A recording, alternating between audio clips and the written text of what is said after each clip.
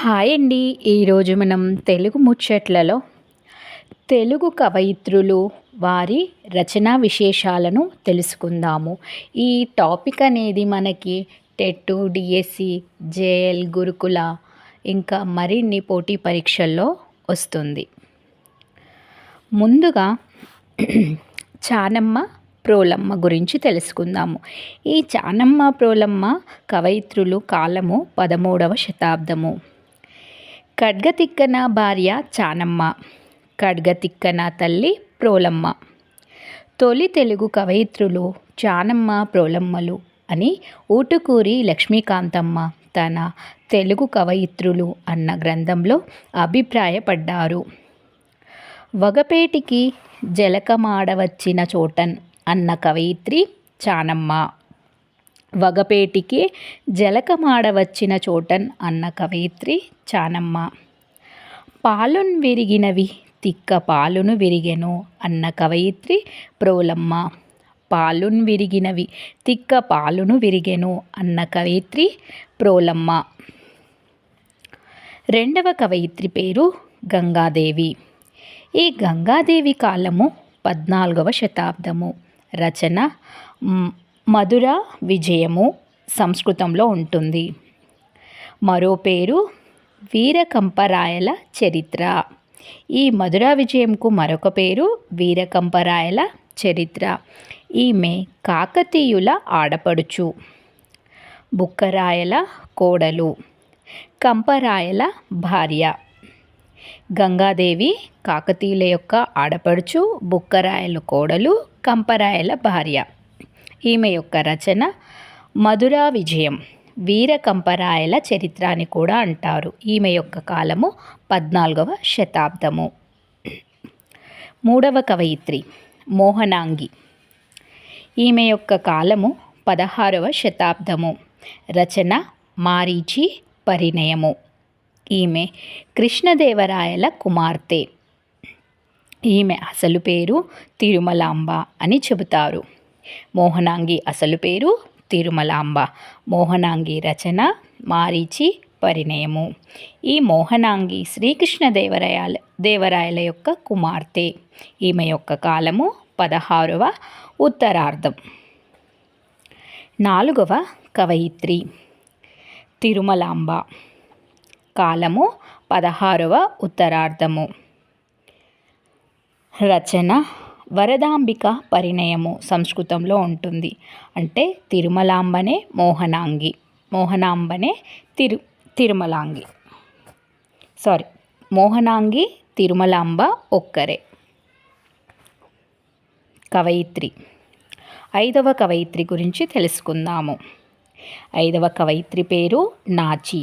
రచన నాచి విజయము సంస్కృత నాటకము. ఆరవ కవయిత్రి పేరు లీలావతి. ఈమె యొక్క రచన లీలావతి గణితము. ఇది సంస్కృతంలో ఉంటుంది. ఈమె సుప్రసిద్ధ గణిత శాస్త్రాచార్యుడైన భాస్కరాచార్యుని కుమార్తె. లీలావతి గణితం సంస్కృతంలో ఒక గొప్ప గణిత శాస్త్ర గ్రంథం. లీలావతి గణితం ఆంగ్లం లాంటి పాశ్చాత్య భాషలోకి అనువదించబడింది. ఏడవ కవయిత్రి మొల్ల. కాలము క్రీస్తు శకం 16వ శతాబ్దము. ప్రాంతము నెల్లూరు జిల్లా గోపవరము. తండ్రి ఆతుకూరు కేసన శెట్టి. రచన మొల్ల రామాయణము. అంకితం శ్రీరామచంద్రునికి అంకితం ఇయ్యబడింది.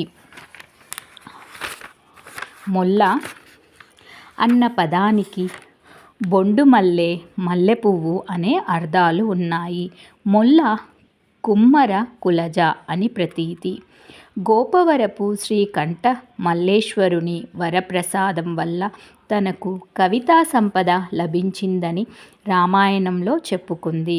మొల్ల రామాయణమే తొలి తెలుగు సంగ్రహ రామాయణం. మొల్ల తేనె సోకనోరు తీయనగు రీతిగా రామాయణ రచన చేసినట్లు చెప్పుకుంది. మొల్ల రామాయణంలో మొత్తము 871 గద్య పద్యాలు ఉన్నాయి. మొల్ల తొలిసారిగా రామాయణ కావ్యాల్లో గుహుడు పాత్రకు చక్కని వైశిష్ట్యం కల్పించింది. ఇతర రామాయణాల్లో లేని త్రిజట స్వప్న వృత్తాంతంను మొల్ల యుద్ధకాండలో ఎంతో చక్కగా వర్ణించింది. మొల్ల తన రచనలో స్త్రీ పాత్రలకు ప్రాధాన్యం ఇవ్వడమే గాక సీతను తెలుగింటి ఆడపడుచుగా తీర్చిదిద్దింది. ఉన్నాడు లెస్స రాఘవుడున్నాడు, నినుగొని పోనున్నాడు అనే చక్కని అంత్యానుప్రాసాలంకార పద్యం మొల్ల రామాయణంలోనిది. గూఢ శబ్దాల కావ్యం మూగ చెవిటి వారి ముచ్చటగును అని ఎవరన్నారు? కవయిత్రి మొల్ల. నీలమేఘఛాయ బోలు దేహము వాడు అనే పద్యం ఏ కావ్యంలోనిది? మొల్ల రామాయణం. కావ్య సంపద, క్రియలు, శయ్యలు, రీతులేవి అనే తనకు తెలియదని చెప్పిన కవయిత్రి మొల్ల. మొల్ల రామాయణంలోని ప్రసిద్ధ అవాల్మీకాంశం గుహుడు రామపాదాన్ని కడగడము. 8వ కవయిత్రి రామభద్రాంబ. ఈమె యొక్క కాలము 17వ శతాబ్దం. ఆస్థానం రఘునాథ నాయకుడు. ప్రసిద్ధి ఆశు కవితాధార కలిగిన కవయిత్రి. బిరుదులు శతలేఖిని, అష్టభాషా విశారద.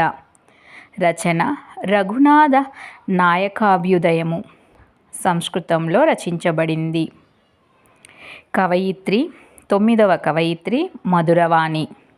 ఈమెకే మరియొక పేరు శుకవాణి. కాలము 17వ శతాబ్దము. మొదటి పేరు శుకవాణి. మధురవాణి, శుకవాణి, వాణి మధుర శుక అని గుర్తుపెట్టుకోండి. ఆస్థానము రఘునాథ నాయకుడు. ప్రసిద్ధి విదూషీమణి ప్రౌఢ కవయిత్రి. రచనలు రామాయణ సారకావ్య తిలకము సంస్కృతం, కుమార సంభవం సంస్కృత చంపూకావ్యం, నైషధం సంస్కృత చంపూకావ్యం. రఘునాథ నాయకునిచే కనకాభిషేకం పొందిన కవయిత్రి మధురవాణి. మధురవాణి సంస్కృత భాషలో సుందరాకాండ వరకు రామాయణాన్ని రాసింది.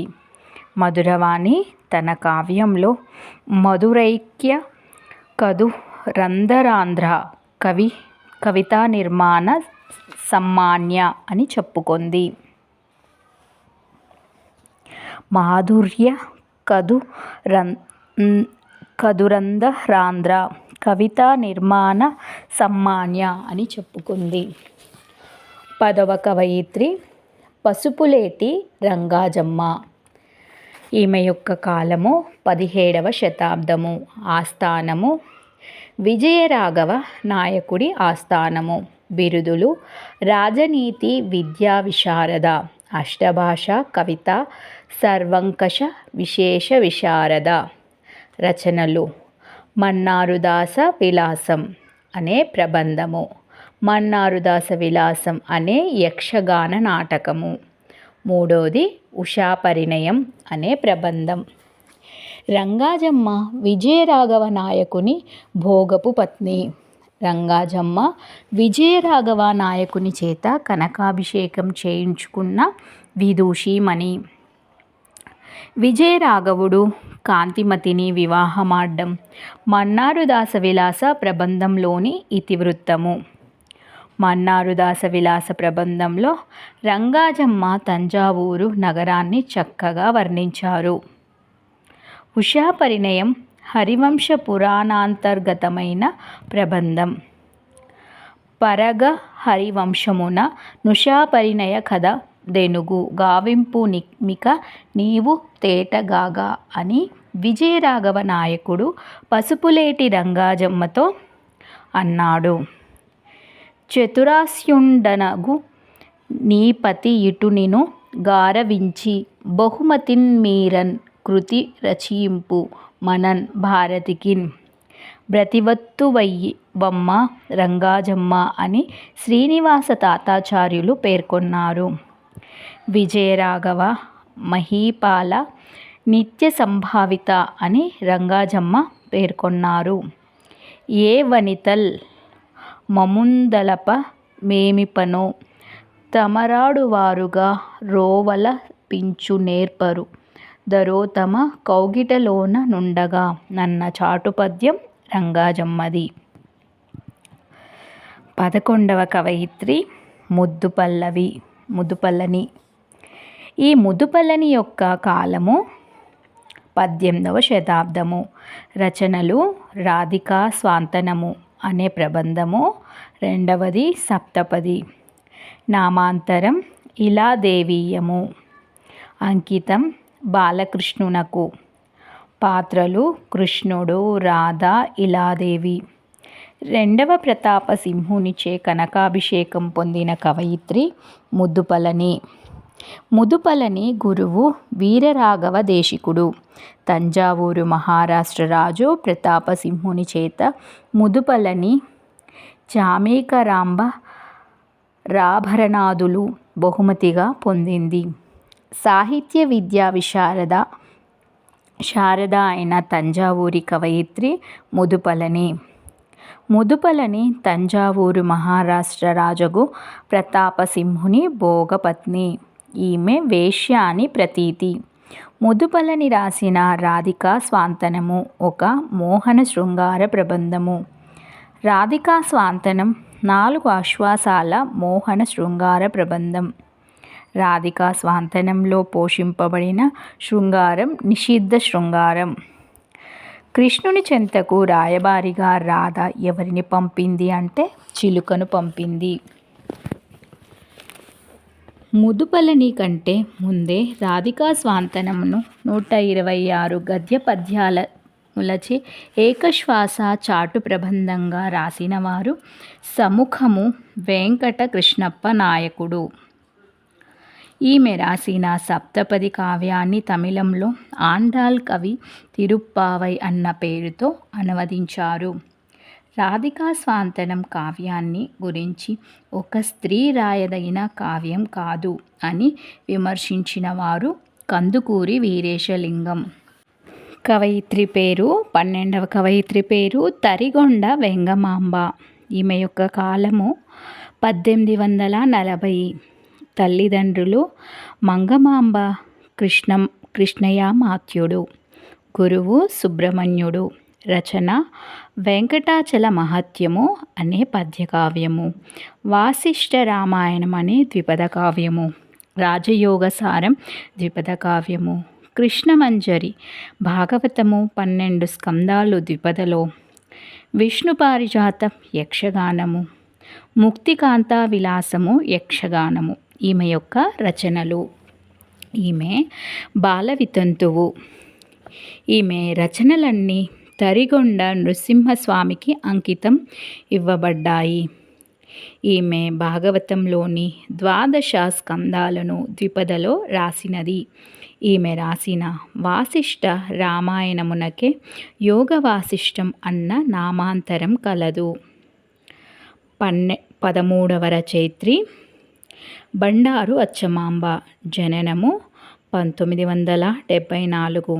తండ్రి వెంకటప్పయ్య, సోదరుడు కొమర్రాజు వెంకట లక్ష్మణరావు. రచనలు స్త్రీ విద్య, అబలా సచ్చరిత్ర రత్నమాల. బండారు అచ్చమాంబ యొక్క రచనలు శ్రీ విద్య, అబలా సచ్చరిత్ర రత్నమాల.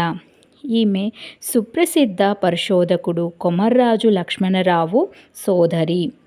వీరు పుట్టింది కృష్ణా జిల్లా పెనుగంచిప్రోలు అయినా విద్యాభ్యాసం మరియు స్థిరపడింది మాత్రం తెలంగాణ. ఈమె రాసిన స్త్రీ విద్యను తొలి తెలుగు కథానికగా కొందరు భావిస్తారు. ఈమె తెలుగు పత్రికల్లో అనేక వ్యాసాలు రాశారు.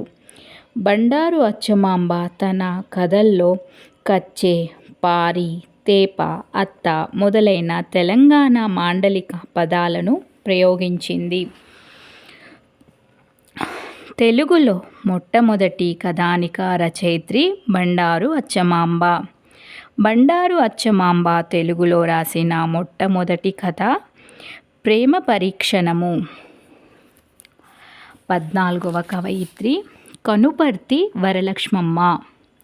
ఈమె యొక్క కాలము 1896 1978. జననము 6/10/1896లో జన్మించింది. జన్మస్థలము గుంటూరు జిల్లా బాపట్ల. భర్త కనుపర్తి హనుమంతరావు. ప్రసిద్ధి ఉత్తమ రచయిత్రి. బిరుదు కవితా ప్రవీణ. రచనలు లేఖా సాహిత్యంలో శారద లేఖలు రాసింది.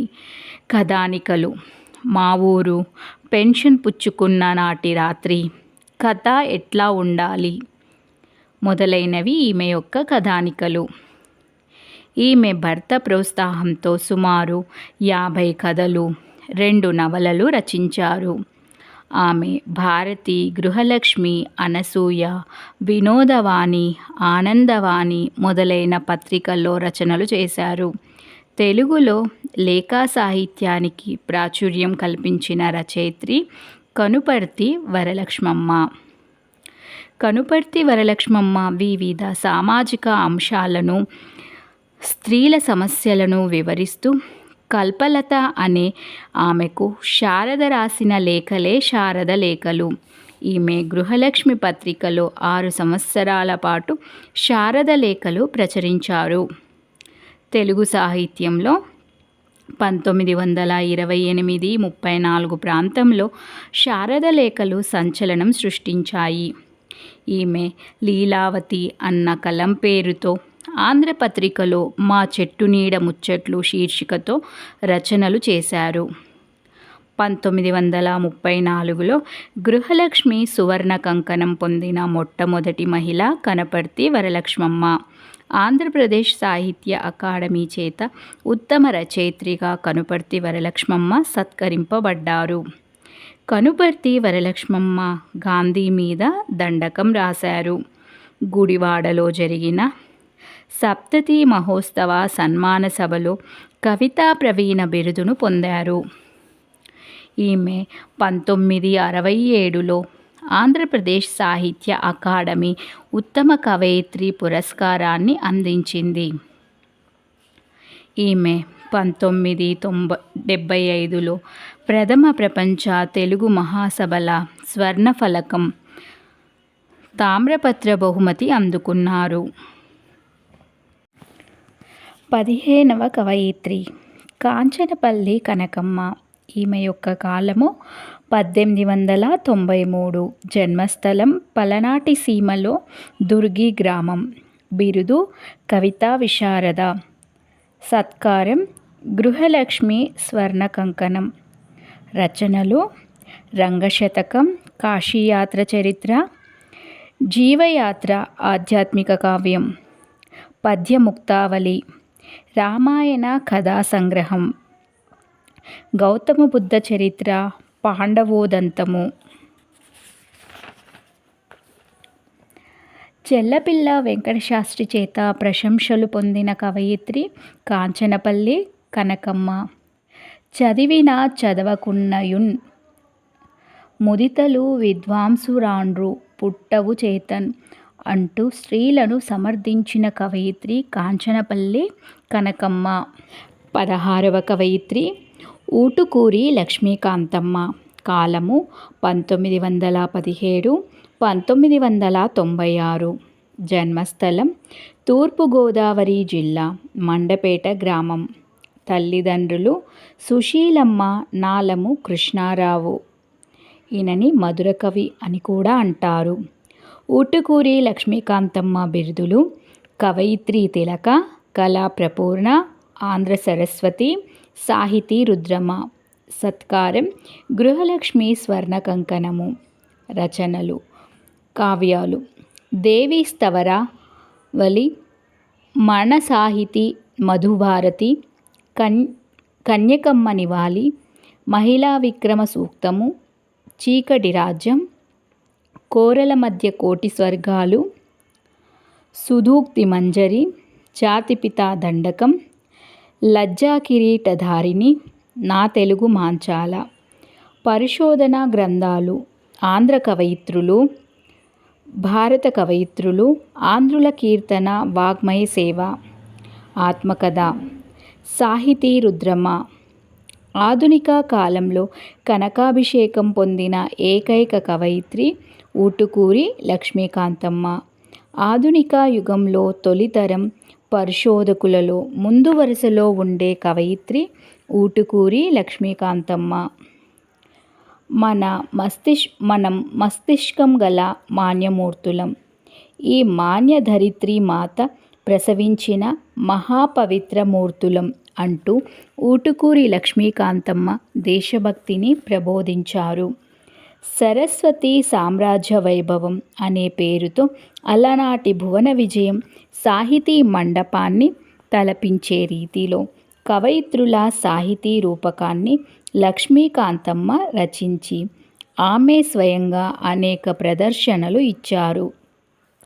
ప్రాచీన కాలం నాటి మన తెలుగు కవయిత్రుల సాహిత్య కృషిని, వారి ప్రతిభా విశేషాలను లక్ష్మీకాంతమ్మ గారు ఆంధ్ర కవయిత్రులు అన్న పేరుతో చక్కని గ్రంథాన్ని రచించారు. తెలుగు సాహిత్యంలో తొలి కవయిత్రులుగా చానమ్మ, ప్రోలమ్మలే అని ఊటుకూరి లక్ష్మీకాంతమ్మ గారి అభిప్రాయము. 17వ కవయిత్రి ఆచార్య నాయని కృష్ణకుమారి.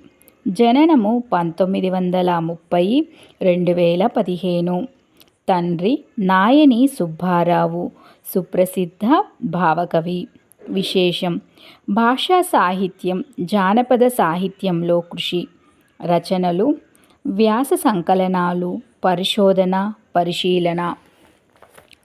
కవితా సంకలనాలు: అగ్నిపుత్రి, ఏం చెప్పను నేస్తం, మానసలీల. యాత్రా రచన కాశ్మీర దీపకళిక. పరిశోధనా గ్రంథము తెలుగు జానపద గేయగాథలు. ఈమె బిరుదురాజు రామరాజుతో కలిసి 1974లో జానపద గేయాలు సాంఘిక చరిత్ర అన్న గ్రంథం ప్రచురించారు. 18వ కవయిత్రి ఆచార్య పి. యశోదారెడ్డి. ఈమె యొక్క పూర్తి పేరు పాకాల యశోదారెడ్డి. జననము 1929, మరణము 2007. జన్మస్థలం నాగర్ కర్నూల్ జిల్లా బిజినేపల్లి గ్రామం. పరిశోధనా గ్రంథం తెలుగులో హరివంశాలు, ఉస్మానియా విశ్వవిద్యాలయం. వృత్తి: ఉస్మానియా విశ్వవిద్యాలయంలో తెలుగు అధ్యాపకురాలు. ప్రవృత్తి: రచనా వ్యాసంగం. రచనలు: మా ఊరి ముచ్చట్లు అనే కథా సంపుటి, తెలుగులో హరివంశంలు, సిద్ధాంత వ్యాస గ్రంథము, భారతంలో స్త్రీ, పారిజాతాపహరణం, పర్యాలోచనం, ద్విపద వాంగ్మయం, ప్రబంధ వాంగ్మయం, కథా చరిత్ర, ప్రామాణిక రచన, భారతీయ చిత్రకళ, ధర్మశాల కథా సంపుటి, భాగవత సుధా, ఎచ్చమ్మ కథలు కథా సంపుటి, ఉగాదికి ఉయ్యాల, భావిక. ఆచార్య పి. యశోదారెడ్డి ఉస్మానియా విశ్వవిద్యాలయం తెలుగు శాఖలో ఆచార్యులుగా పనిచేశారు. తెలుగు అధికారిక భాషా సంఘానికి అధ్యక్షురాలిగా పనిచేసిన తొలి మహిళ పి. యశోదారెడ్డి. వీరి ధారావాహిక రేడియో కార్యక్రమం మా ఊరి ముచ్చట్లు ఎంతో ప్రజాదరణ పొందింది. గంగిరేగి చెట్టు అనే కథ మా ఊరి ముచ్చట్లు అన్న కథా సంపుటిలోనిది. ఈమె కొంతకాలం కల్పనాశ్రీ అన్న పేరుతో రచనలు చేశారు.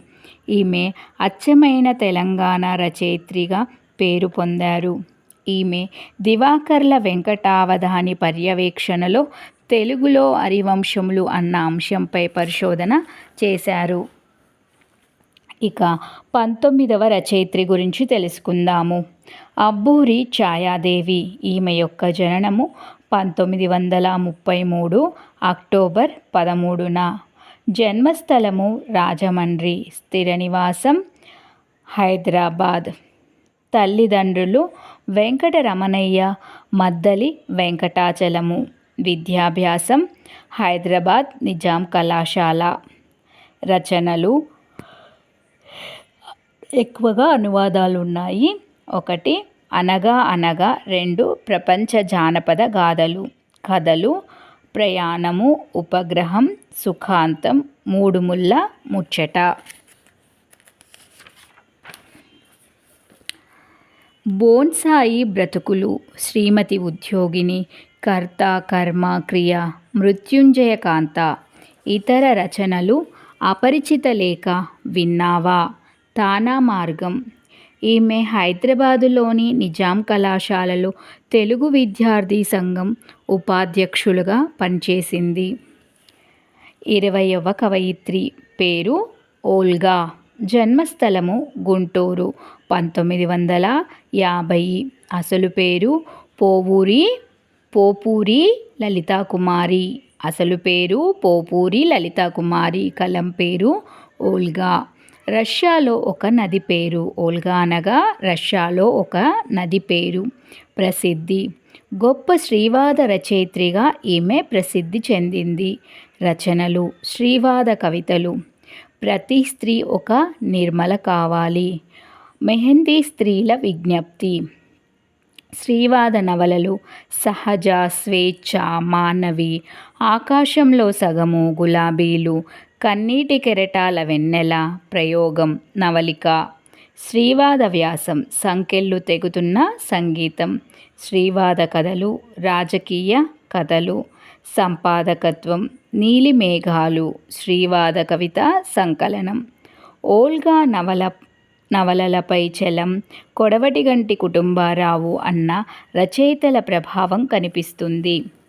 ఓల్గా హరిజన సమస్యలను చిత్రిస్తూ వారిలో చైతన్యం ఎలా వస్తుందో ప్రత్యక్షంగా చిత్రించిన నవల ఆకాశంలో సగం. 21వ కవయిత్రి. జయప్రభ. ప్రసిద్ధి. గొప్ప స్త్రీవాద రచయిత్రిగా ప్రసిద్ధి చెందింది. రచనలు. పరిశోధనా గ్రంథము భావకవిత్వంలో స్త్రీ. స్త్రీవాద కవితా సంపుటాలు. సూర్యుడు కూడా ఉదయిస్తాడు. యుద్ధోన్ముఖంగా. వామనుడి 3వ పాదం.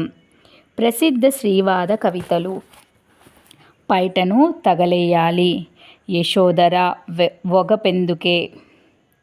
ఇక్కడ కురిసిన వర్షం ఎక్కడి మేఘానిదో అనేవి జయప్రభ యొక్క రచనలు. 22వ కవయిత్రి. సావిత్రి. కవయిత్రి పేరు సావిత్రి. కాలము 1949. మరణము 1991. జన్మస్థలం రాజమండ్రి దగ్గర ఉండేశ్వరపురము. ప్రసిద్ధి. స్త్రీవాద కవయిత్రిగా ఈమె ప్రసిద్ధి చెందారు. రచనలు. బందిపోట్లు, గృహిణి. 1991లో వీరి మరణాంతరము సావిత్రి రచనలన్నీ అరణ్యకృష్ణ సంపాదకత్వంలో సావిత్రి పేరుతో వెలువడ్డాయి. సావిత్రి ప్రగతిశీల దృక్పథం, రాజీలేని పోరాట మనస్తత్వం, పదునైన భావావేశం గల కవయిత్రి. ఇక 23వ కవయిత్రి పేరు ముప్పాల రంగనాయకమ్మ. రచనలు. ముందుగా నవలలు.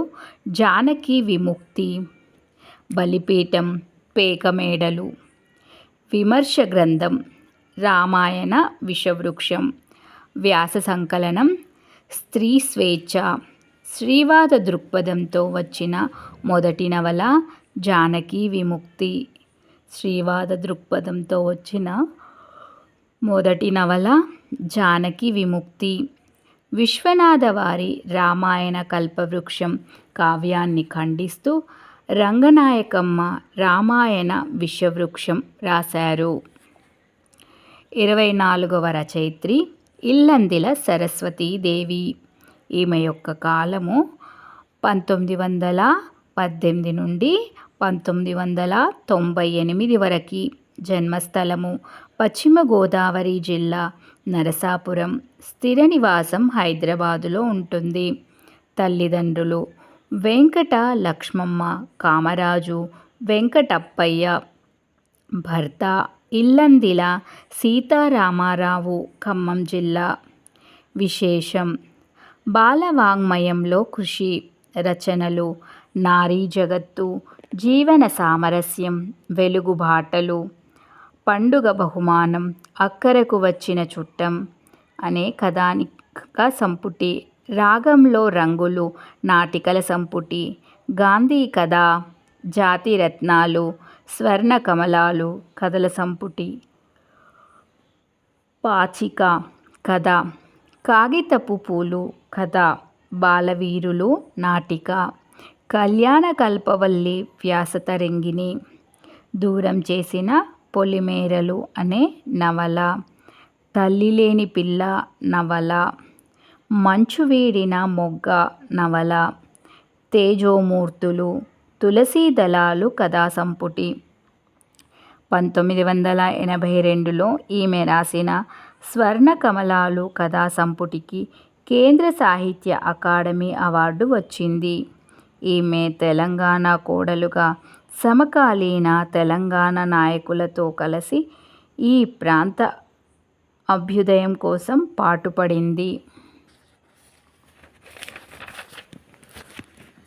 ఇక 25వ కవయిత్రి పేరు మాలతీ చందూర్. జననము 1930. జన్మస్థలము నూజివీడు, కృష్ణా జిల్లా. సంపాదకత్వం జగతి సాహిత్య సాంస్కృతిక పత్రిక. సత్కారాలు: Vasireddy Ranganayakamma award, SV university గౌరవ డాక్టరేటు. నవలలు: భూమిపుత్రి, చంపకము, చెదలపురుగు, హృదయనేత్రి, సద్యోగం, వైశాలి, రుక్మిణీదేవి ఆత్మకథ, క్షణికం, రెక్కలు చుక్కలు.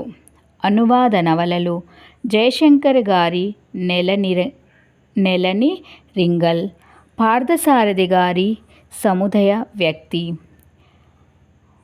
శివశంకర్ గారి ఓరుమనిధన్, సుజాత గారి గాయత్రి. కథలు: రవ్వల దుద్దులు, లన్ కార్నర్, నీరజ. మాలతీ చందూర్ ఆంధ్రప్రభ పత్రికలో ప్రమథవనం అన్న శీర్షిక ద్వారా తెలుగు పాఠకులకు పరిచయం అయ్యారు. భూమిపుత్రి నవలకు వచ్చిన అవార్డులు: 1980లో ఆంధ్రప్రదేశ్ సాహిత్య అకాడమీ అవార్డు, 1988లో మద్రాసు సాహిత్య అకాడమీ అవార్డు. హృదయనేత్రి నవలకు వచ్చిన అవార్డులు: 1993లో కేంద్ర సాహిత్య అకాడమీ అవార్డు, 1996లో రాజ్యలక్ష్మి పురస్కారం. మాలతీ చందూర్ మొదటి నవల ఆలోచించు. ఆలోచించు నవలలోని ప్రధాన పాత్ర లలిత. హృదయనేత్రి నవలలోని ప్రధాన పాత్ర స్వరాజ్యం. మాలతీ చందూర్ రాసిన తొలి తెలుగు నాటిక నాలాగే ఎందరో. మాలతీ చందూర్ గారి పంటలు, పిండి వంటలు అన్న రచన ఇప్పటికి 23 ముద్రణలు జరిగింది. మాలతీ చందూర్ జవాబులు అన్న శీర్షికతో జాతీయ, అంతర్జాతీయ రాజకీయ అంశాలను పాఠకులతో పంచుకున్నారు. మాలతీ చందూర్ గారి కాంచనమృగం నవల సుధా పత్రిక ద్వారా ప్రచురించబడింది. 26వ రచయిత్రి డాక్టర్ ముదిగంటి సుజాతారెడ్డి. జననము 25 మే 1942. జన్మస్థలము నల్గొండ జిల్లా ఆకారం గ్రామము. తల్లిదండ్రులు వెంకటమ్మ, రామిరెడ్డి. ప్రసిద్ధి: గొప్ప పరిశోధకురాలిగా, విమర్శకురాలిగా, కథా రచయిత్రిగా, నవలా రచయిత్రిగా ప్రసిద్ధి. భర్త డాక్టర్ ముదిగంటి గోపాలరెడ్డి. రచనలు: పరిశోధనా గ్రంథము మను వసుచరిత్రల తులనాత్మక పరిశీలన. విమర్శనా గ్రంథాలు: శ్రీనాథుని కవితా సౌందర్యం, తెలుగు సాహిత్య చరిత్ర, వేమన నాద సాంప్రదాయం, తెలంగాణ తెలుగు సాహిత్య చరిత్ర, తెలుగు నవల పరిశీలన, రసచర్చ, ఆధునికత, సామాజిక చారిత్రక నేపథ్యంలో తెలుగు సాహిత్య చరిత్ర, కథా సంపుటాలు, విసుర్రాయి కథలు, మింగుతున్న పట్నం, వ్యాపార మృగం, మళ్ళీ మార్క్ పుట్టాలి, నిత్యకల్లోలం, ఆత్మకథ, ముసురు. డాక్టర్ ముదిగంటి సుజాతారెడ్డి ఆత్మకథ ముసురు. నవలలు సంకెళ్ళు తెగాయి, ఆకాశంలో విభజన రేఖల్లేవు, మలుపు తిరిగిన రథచక్రాలు, యాత్రా రచనలు, నైలు నది నాగరికత, అద్భుత చైనా యాత్ర. యాత్రా రచనలు, నైలు నది నాగరికత, అద్భుత చైనా యాత్ర. ఇతర రచనలు, సంస్కృత సాహిత్య చరిత్ర, తెలంగాణ తొలితరం కథలు, తొలినాటి కథలు. తెలంగాణలో కవయిత్రుల్లో ముదిగంటి సుజాతారెడ్డి గారు ఒక గొప్ప విదూషిమణి. సుజాతారెడ్డి గారు తమ భర్త ముదిగంటి గోపాలరెడ్డి గారితో కలిసి రాసిన గొప్ప పుస్తకం సంస్కృత సాహిత్య చరిత్ర. 1997లో సంస్కృత సాహిత్య చరిత్రను తెలుగు విశ్వవిద్యాలయం ప్రచురించింది. నిజాం నిరంకుశ ప్రభుత్వానికి వ్యతిరేకంగా అప్పటి వాతావరణాన్ని చిత్రించిన అద్భుత నవల మలుపు తిరిగిన రథచక్రాలు. నిజాం నిరంకుశ ప్రభుత్వానికి వ్యతిరేకంగా అప్పటి వాతావరణాన్ని చిత్రించిన అద్భుత నవల మలుపు తిరిగిన రథచక్రాలు. ముదిగంటి సుజాతారెడ్డి గారు రాసిన వేమననాథ సాంప్రదాయం అనేది కొత్త చూపుకి నిదర్శనం. ఆమె భర్త గోపాల్ రెడ్డి స్మృతిలో చేసిన రచన ఛాత్రప్రియ. ఈమె ముద్దెర, జైలు లోపల, నూరేండ్ల తెలుగు వంటి ప్రసిద్ధ కథలు రాశారు. 27వ కవయిత్రి మాదిరెడ్డి సులోచన. జననము 1936 అక్టోబర్ 26. జన్మస్థలం శంషాబాద్. తల్లిదండ్రులు మాణిక్యమ్మ, రామకృష్ణారెడ్డి. రచనలు జీవనయాత్ర, గాజుబొమ్మ, సంధ్యారాగం, భిన్న ధృవాలు, పూల మనసులు, దేవుడిచ్చిన వరాలు, వాడని వాడ, ప్రేమలు పెళ్ళిళ్ళు, తరం మారింది, అంతం చూసిన అసూయ. ఆమె రాసిన కథా సంపుటి భార్య కోపవతి. తెలుగులో నవలా రచనకు పూనుకున్న వారిలో మాదిరెడ్డి సులోచన అగ్రగణ్యురాలు. ఆమె సుమారు 73 నవలలు, 150 కథలు, 10 ఏకాంకికలు రచించింది. 28వ కవయిత్రి బసవరాజు రాజ్యలక్ష్మమ్మ. ఈ బసవరాజు రాజ్యలక్ష్మమ్మ కలం పేరు సౌదామిని. ఇది మనకు ఇంతకుముందు పరీక్షలో వచ్చింది. బసవరాజు రాజ్యలక్ష్మమ్మ కలం పేరు సౌదామిని. రచనలు పరిచిత కంఠము, ప్రియ నిరీక్షణము, ప్రణయిని గీతము, దురదృష్టం.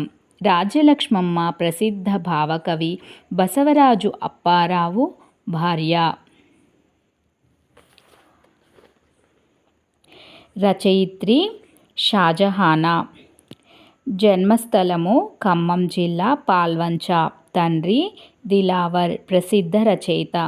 ప్రసిద్ధి గొప్ప స్త్రీవాద కవయిత్రిగా. పురస్కారం సాహితీ సమ్మాన్, జాతీయ అవార్డు లభించింది. రచనలు నఖాబ్, పర్దా హటాకే దేఖో, కైసే ఖీజా, కౌన్సే కిజా, డర్టీ. దిలావర్ కథలు సిల్సిలా, మేరా జహా. ఆమె తండ్రి దిలావర్ దూరాల చేరువలు, ప్రపంచ స్త్రీల సాహిత్యం అనే ప్రసిద్ధ గ్రంథాన్ని రచించారు. ఆమెపై తండ్రి దిలావర్ సాహిత్య ప్రభావం ఎక్కువ కనిపిస్తుంది. ఈమె కవిత్వం నిండా ఉర్దూ పద ప్రయోగాలు ఎక్కువగా కనిపిస్తాయి. తొలి ముస్లిం స్త్రీవాద నవల మేరా జహా.